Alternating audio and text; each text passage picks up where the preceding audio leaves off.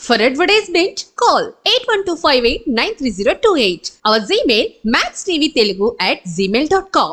నమస్తే, welcome to max TV. ప్రస్తుతం మనతో పాటు ఉన్నారు ప్రముఖ జ్యోతిష్య వాస్తు పండితులు నానాజీ పట్నాయక్ గారు. నమస్కారం గురుగారు. శ్రీమాత్రే నమః. ఎలా ఉన్నారు గురుగారు? అద్భుతంగా ఉన్నానమ్మా. గురుగారు, పంచగ్రహ కూటమి వల్ల జూన్ మాసంలో ఏ రాశి ఫలాలకి ఎలా ఉండబోతుంది? తప్పకుండా అమ్మా.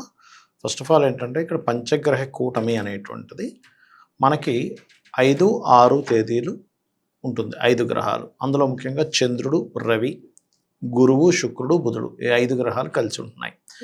5, 6 తేదీలు మాత్రం కలిసి ఉంటాయి. దాని తర్వాత చంద్రుడు మారిపోతాడు. 4 గ్రహాలు ఉంటాయి, అవి 14వ తేదీ వరకు ఉండి దాని తర్వాత అవి కూడా పక్కకి వెళ్ళిపోతాయి. అయితే వీటి మూలంగా ద్వాదశ లగ్నాలు, ముఖ్యంగా లగ్నం తీసుకోవాలి. లగ్నం తెలియని వారు రాసి చూసుకోవచ్చు. ఇదొక ప్రభావం. అయితే కుజుడు మరియు శని ఇద్దరు కూడా, కుజుడు తన ఓన్ హౌస్లో ఫైరీ సైన్లో ఉన్నాడు, శని కుంభరాశిలో ఉన్నాడు. ఈ శని కుజుడిని చూస్తున్నాడు.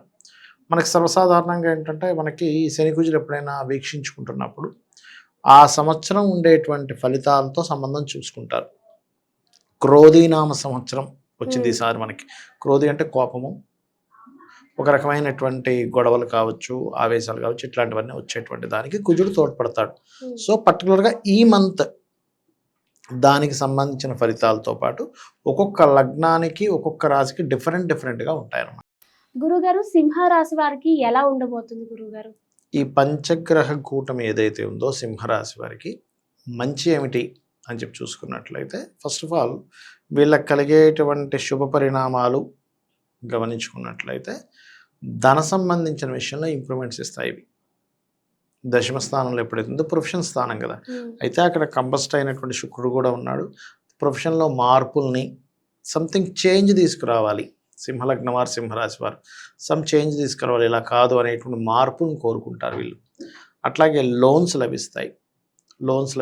కోర్టు కేసు వ్యవహారాలు ఏమైనా ఉంటాయి, అవి సక్సెస్ అవుతాయి. ఇటువంటి శుభ పరిణామాలు ఉన్నాయి వీరికి. అయితే ఇక్కడ మరి జాగ్రత్తలు ఏం తీసుకోవాలి చూసుకున్నట్లయితే, వ్యాపారాల్లో ధనాన్ని ఇన్వెస్ట్మెంట్ చేసే విషయంలోని ముఖ్యంగా జాగ్రత్త తీసుకోవాలి. షేర్ మార్కెటింగ్ రిలేటెడ్ సంబంధించిన విషయంలో మరింత జాగ్రత్తలు తీసుకోవాలి. గర్భవతులు కొంత జాగ్రత్తగా ఉండాలి. రాజకీయ నాయకులకి కొన్ని వ్యతిరేక ఫలితాలు వచ్చేటువంటి ఛాన్సెస్ కనిపిస్తున్నాయి.